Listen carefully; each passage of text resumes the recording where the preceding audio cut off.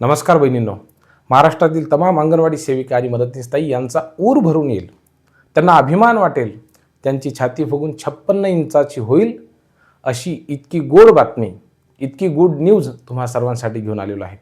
अनेक वेळा अंगणवाडी सेविका ताईंवरती, मदतनीस ताईंवरती आरोप केले जातात. म्हणले हे अंगणवाडीमध्ये शिकवत नाहीत, कॉन्व्हेंटमध्ये चांगले शिकवतात, ह्यांच्याकडे आम्ही मुलं कशाला पाठवायचे, आता आम्ही अंगणवाडीमध्ये मुलांना ॲडमिशन घेणार नाही, खाजगी कॉन्व्हेंटमध्ये जाणार, तिथे फी देणार पण अंगणवाडीला पाठवणार नाही.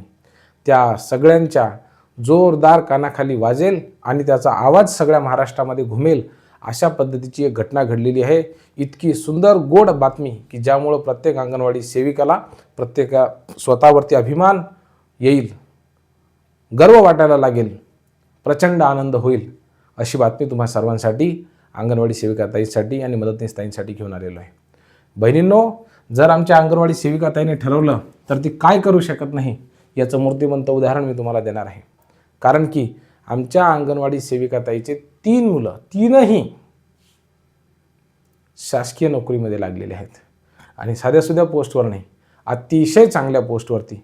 मी सगळ्यात आधी मनापासनं अभिनंदन करतो आमच्या त्या अंगणवाडी सेविका ताईचं की जिने अत्यंत गरिबीच्या परिस्थितीमध्ये, अत्यंत हलाखीच्या परिस्थितीमध्ये प्रयत्न केलेत, कष्ट केलेत, मुलांना शिकवलं, स्वतःच्या मुलांना शिकवलं, अंगणवाडीमध्ये येणाऱ्या मुलांना शिकवलं. तिच्या मुलांना इतके छान शिकवलं तिने की यावरनं तुम्ही तिच्याकडे येणाऱ्या प्रत्येक मुलाला किती छान आणि गोड पद्धतीने शिकवलेलं असेल याचं मी तुम्हाला आता मूर्तिमंत उदाहरण दाखवणार आहे. नावासकट आणि त्या 3ही मुलांचं नाव वगैरे सगळी माहिती तुम्हाला देतो. बघा बहिणींनो, त्या माझ्या अंगणवाडी सेविका ताईचं नाव आहे संगीता शंकर नलावडे. संगीताताई, तुझ्या कार्याला, तुझ्या मेहनतीला प्रचंड सॅल्यूट आहे, सलाम आहे. का? संगीताताईला 3 मुलं, गरिबीची परिस्थिती, हरली नाही, थकली नाही, थांबली नाही. मनाचा निर्धार केला की मुलांना मोठं करायचं, चांगलं शिक्षण द्यायचं आणि नोकरीला लावायचं, गरिबीच्या परिस्थितीवरती मात मिळवायची. संगीताताईने अक्षयला शिकवलं, मेघाला शिकवलं, कुणालला शिकवलं. तुमचा विश्वास बसणार नाही बहिणींनो, अक्षयची नियुक्ती डिसेंबर 2024मध्ये, लक्षात आलं का? कधी? डिसेंबर 2024मध्ये. कुठे झाली? मंत्रालयामध्ये. ठीक आहे, बघा कुठे नोकरी लागली. महाराष्ट्राचा संपूर्ण व्यवहार ज्या ठिकाणावरनं चालतो त्या मंत्रालयामध्ये नोकरी मिळवली, पोस्ट मिळवली. आता अक्षयने ज्यावेळेला अक्षयला विचारण्यात आलं की बाबा तू हे कसं शक्य केलं, तर तो म्हणला माझ्या आईने मला चांगले धडे दिले, माझ्या आईने माझ्यावर चांगले संस्कार केले, त्याने मला चांगलं शिकायला पाठवलं, गरिबीच्या परिस्थितीवरती मात करायला शिकवलं. आपली परिस्थिती बदलायची असेल तर शिक्षणाशिवाय दुसरा पर्याय नाही, अक्षयने सांगितलं. अक्षयची निवड त्या ठिकाणी झाली. त्यानंतर मेघा नावाची मुलगी आहे. मेघाचं सिलेक्शन मे 2025मध्ये, लक्षात घ्या कुठे झालं बहिणींनो? मुंबई पोलीसमध्ये झालं. बघा बरं किती आनंदाची बातमी आहे. मुंबई पोलीसमध्ये त्या ठिकाणी निवड झाली. बघा, एका अंगणवाडी सेविकेची मुलगी मेघाताईने, बरोबर आहे, आकाशाला गवसणी घातली त्या ठिकाणी आणि पोलीस म्हणून त्या ठिकाणी मुंबईच्या पोलीस ताफ्यामध्ये दाखल झाली. आणि मग राहिला होता कुणालने सुद्धा मागं पुढं पाहिलं नाही, त्याचीसुद्धा नियुक्ती मुंबई पोलीसमध्येच 2026मध्ये झाली. आलं का लक्षामध्ये? बघा बहिणींनो, किती गोड, किती आनंदाची बातमी आहे. मला सांगा, ज्या माऊलीने लहान लहान मुलांची प्रामाणिकपणाने मनाभावे सेवा केली, त्या ताईला तिच्या प्रामाणिक कष्टांचं फळ मिळालेलं आहे. ती सरकारकडे मागत राहिली, न्याय, मला पेन्शन द्या, मला प्रोत्साहन भत्ता वाढवून द्या, मला मानधन वाढवून द्या. 200-300 रुपयापासून, 400 रुपयापासून 500 रुपयापर्यंत पासून त्या ठिकाणी काम केलं. आज कुठं ते 10-15 हजार रुपये पगार मिळते तिला, ती सुद्धा वेळेवर मिळत नाही.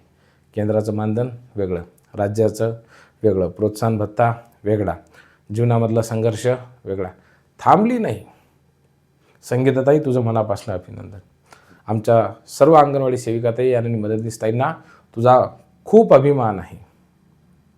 त्यामुळं संगीताताई, तुझ्या या कष्टाचं चीज झालं. अक्षय असेल, मेघा असेल, कुणाल असेल, या तुझ्या 3ही बालकांनी जे यश मिळवलेलं आहे त्यामध्ये तुझा वाटा खूप मोठा आहे. म्हणून तुझं आणि आमच्या अक्षय भैयाचं, आमच्या मेघाताईंचं आणि कुणाल दादाचं मनापासून खूप खूप अभिनंदन. हाच आदर्श आमच्या महाराष्ट्रातील समस्त अंगणवाडी सेविकाताई घेणार आहेत, मदतनीस ताई घेणार आहेत आणि आपल्या मुलांनासुद्धा अगदी ह्याच पद्धतीचं शिक्षण देऊन स्वतःच्या गरिबीच्या परिस्थितीवरती मात करायला शिकवणार आहेत. यामध्ये काही एक शंका नाही आहे. स्वतःच्याही मुलांना सांगणार आणि त्याचबरोबर इतरही जे मुलं अंगणवाडीमध्ये येतात त्या सर्वांना देखील आमची अंगणवाडी सेविकाताई आणि मदतनीसताई सांगितल्याशिवाय आणि त्यांना स्वतःच्या पायावरती उभं केल्याशिवाय राहणार नाही. मला अत्यंत अभिमानानं सांगावंसं वाटतं की आमच्या गावामध्ये सुद्धा अंगणवाडी सेविकाताई होती. बरोबर आहे, डगवाल त्यांचं आडनाव होतं. आणि माझ्या वर्गामध्ये मुलगा शिकत होता, त्याचं नाव प्रशांत होतं. त्याची आईसुद्धा अंगणवाडी सेविका होती. वडिलांचं निधन त्या ठिकाणी लहानपणी झालेलं होतं. वडिलांचं छत्र प्रशांतच्या डोक्यावरून हरवलं.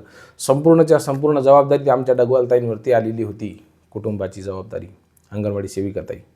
2 मुलं मुलगी, कशा पद्धतीनं संसार चालवायचा, प्रपंच कसा चालवायचा, घरी शेतीवाडी नाही, प्रचंड गरिबीची परिस्थिती. माझी सेविकाताई थांबली नाही, हरली नाही. तिनं परिस्थितीला हरवलं, तिनं परिस्थितीला नमवलं आणि प्रशांत नवोदयमध्ये त्या ठिकाणी तो सिलेक्ट झाला. प्रचंड अभ्यास केला, प्रचंड कष्टातून पैसे 1-1 रुपया त्या ठिकाणी जमा केला. घरी यायचं, शिलाई मशीनचं काम करायचं, घरी यायचं, प्रचंड सेविंग करायची, कुठला खर्च नाही, काय नाही.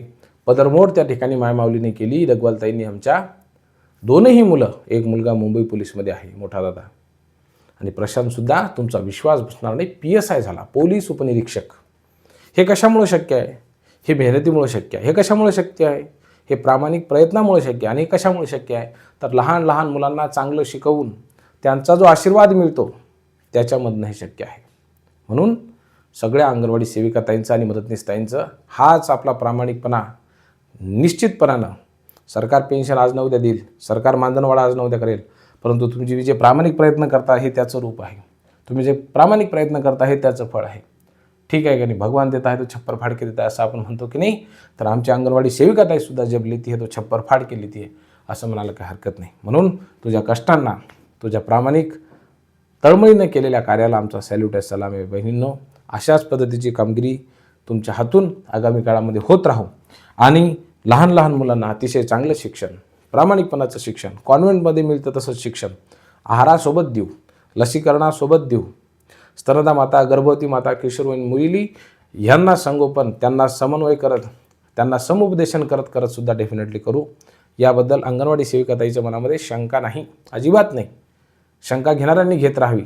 संगीताताई, तुझ्या कार्याला सॅल्यूट, तुझ्या कुटुंबियांना नमन. शंकरदादासुद्धा त्या ठिकाणी त्यांचंही खूप मोठं योगदान या निश्चितच यशामध्ये आहे, बरोबर आहे की नाही? परंतु पुत्र व्हावा ऐसा गुंडा जत्ता, तिन्ही लोकी झेंडा, आपुलिया हिता जो असे जागदा, धन्य माता पिता तयाची या. खरंच तुझ्या मुलांनी हे हित जोपासलं आणि तुम्हीसुद्धा कोळी कन्या पुत्र होती का जे सात्विक, तयाचा हरिक वाटे देवा असं आपण जे म्हणतो, तर हे खऱ्या अर्थानं अशी पद्धतीची गोड गोंडस मुलं तुम्ही तुमच्या उत्तम संस्कारातून घडवली.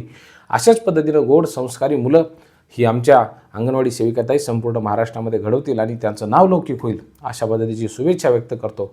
बहिणींनो, तुमचं नेमकं याबद्दल काय मत आहे? आम्हाला कमेंट्सच्या माध्यमातून कळवायला विसरू नका. बहिणींनो, पुन्हा तुम्हा सर्वांचं देखील मनापासून खूप खूप अभिनंदन. धन्यवाद.